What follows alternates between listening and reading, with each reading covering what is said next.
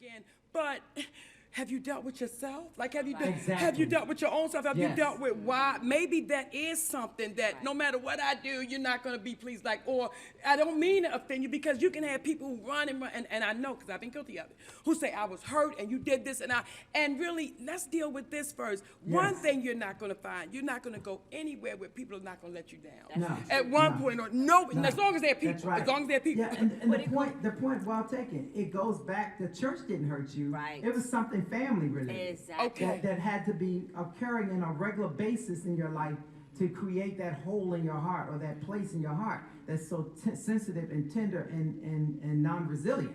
Because God has created us as resilient beings. And in relationships, if we're wounded in relationships, we have to also be healed through relationships. Correct. You know, because it doesn't happen by staying away from everybody. Uh-huh. It happens by you acknowledging that you're easily offended, and what is it that I need to do now to open myself up to love again. And it goes back to the expectations that have been set as a child. And it's big, y'all. It's big. Yes, So ma'am. I was just going to say, it goes to identifying. I've asked this even when I've done Daddy's Girls. Who was the critical voice in your life?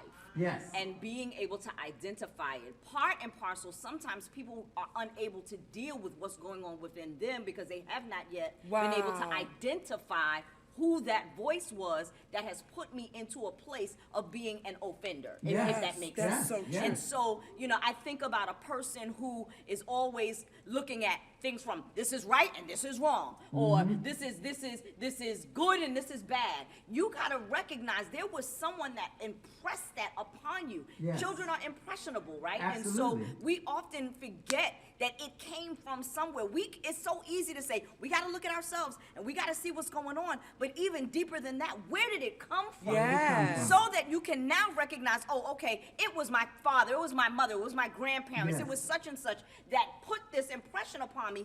Now I know where it's coming from. I can deal with the root, Yes. and then I can deal with the perception right. and the effects. Oh, You know, right. it reminds me of the many times I do funerals, and I'm doing a funeral for a strong matriarch, where everybody has acknowledged the strength of a mother. Yeah. But the things they say about her strength don't point to the caring part. It points to the tell you like was it right. is, whether you like it or Oh, not. wow. Right? And so we got all these people that are still, even in death, celebrating what wounded them. You know, instead of saying, you know, Mama was very outspoken, but God knows it wasn't helpful work for me. You know, because we make ourselves believe, hey, she gonna tell you like it is, whether you like it or not. But that may not be good, because that's a wounding. Yeah. That's a wounding person when you can just say what you want, and they got to adjust when they're a child. Yeah. You know, and how painful that can be for an individual. And so I found many people that I've had to counsel after burying a parent because they're trying to figure out why they didn't cry. And I'm Yeah. saying you didn't cry because you feel relieved. Yeah. And you need to realize you don't have to feel guilty. You now know that voice that was always in your ear. Now you got to deal with that voice is still in your heart. Yes. And how do you Yeah. reject some Yeah. things that they taught you that were not necessary Yes. for you? Yes. Because As then you the said guilt- about being married, you almost messed up your marriage listening to that voice. You Yeah, know, listen- and when you look at the track record with people, Yeah. when people can say they don't have any friends hardly, because I don't trust people, that's an unhealthy person. Yes. Because God created us to be sociable and be in relationship with other people. And so if you always holding people at this distance, I'm telling you right now, you definitely need to be dealt with about broken lenses. Wow. Because you're looking at some wonderful opportunities, but you're looking at them through a bad perception. Bad perception. Yes, yes. Yeah. This is- Prophet and brother, yes. Lord Prophet. Well, yeah, I was gonna say the same thing. Like, when the parent dumps all of that on the child, Yeah. and they pass away, you stuck with all of that. Yes. And how do you begin to fix that, or how do you begin to walk through that process of healing? Oh, yeah. You know, for your marriage or for any relationship, and also for pastors and churches. That's right. When members come to them, I've always looked at our leader, and he always examines who comes in. Yeah. Because they could bring that hurt to the church. Yes. Yeah. And not deal with it. Yeah, and if you keep bringing it, you're going to get the same results until your actions, your perception, and your responses change. And so this is going to be an awesome conversation, ladies and gentlemen. Those of y'all that joined in the after hour, thank you so much. This was like one of the moments I didn't want y'all to miss. It was fired up. It was amazing. So I definitely want to encourage you to share with others where we're going. Yeah, I'm there. I want you to share with others about this conversation. I don't want to end without a final word from this brother on the end. I'm going to say why I saved this for last, because I'm finding that for a lot of African-American men, there is a brokenness we have encountered that the world doesn't want to acknowledge.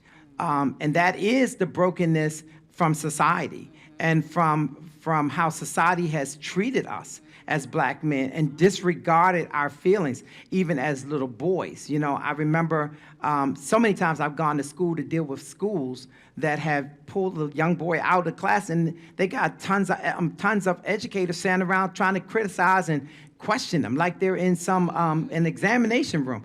And I've had to come in and advocate for him to say, first of all, the fact that all of y'all are sitting here asking him questions says you don't know. Wow. You know, you got the degree, and you're going to ask him what's wrong with him? You know, and so I'd love to have Brother Carter Chris on a lot of times because he does bring a perspective as well about men that are now walking through a process of being healed from being incarcerated for years and being isolated, but then coming back into a society that still hasn't changed. Yes. Still has not changed. And you know, I hear his story a lot about when he talks about, you know, getting home and not really being able to show his mother how he had changed, you know.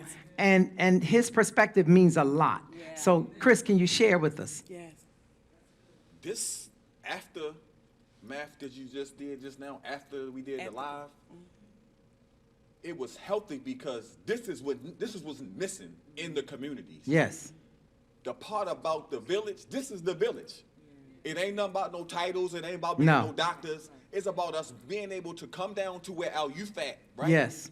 And listen. We're going back to the last segment about the Holy Spirit being the listener. We have to listen to what the children are telling us because they've given us the antidote of how to fix what's going on in every community right now. This is what's the meet and greet part. I want to trust you, Apostle, to tell you what my mom did to me, but because you got this title and I'm seeing Bishop this and everybody looking at what you is, and I'm not that, and I don't even have a GED yet. Right. So how can I sit in a room with somebody who is so brilliant that won't come down to my level so I can give you the answer? Yes. Help me save my life. Yes. That's what's missing with our children. So to anybody that's looking on this live right now, I'm gonna let y'all guys see my eyes with this one because I want to cry. Our children are crying and they're hurting right now, but they need these adults to listen to what they're saying. Remove your title out the way, and if you listen, they going to give you the answer, and we're going to be able to bring this thing home swinging like home runs ain't never been hit before. I'm telling you. Yes. You got to listen, y'all. Yes. This is amazing.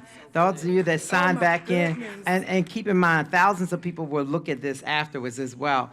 So if you catch this afterwards, this is what we call the afterglow, the conversation that didn't end when we ended the broadcast because we still absorbing it and taking it in. This whole spirit of offense is a big thing. This is the reason why a kid can take a gun and go blow another person's head away. This is why someone can be cut off in traffic and just stop and go to the extreme in their actions because they're operating under the spirit of offense, and we have broken lenses. So I want you guys to spread this message to people. Thursday night, you don't want to miss Thursday. We're going to break it down some more about Cain and Abel on Thursday. Let me make this disclaimer. It is not to justify anything that Cain did, but it is to look at the foundation that Cain had that led to his decisions, okay? Every man is going to answer to God for himself, but so are parents. You're going to answer to God for what you have or have not done with your children as well. So it may not be a good thing to make them older than they are. You may need to really accept that they are the age they are, and this is what happens at that age, you know. So I pray that you guys really be blessed and that you promise to share with about 10 people today's message and tell them they got to be on this call. They've got to be on this video with us, and they've got to get this message because we need to be a better people. All right, God bless you guys. Thank you to my sound crew for getting started back up again. Thank you.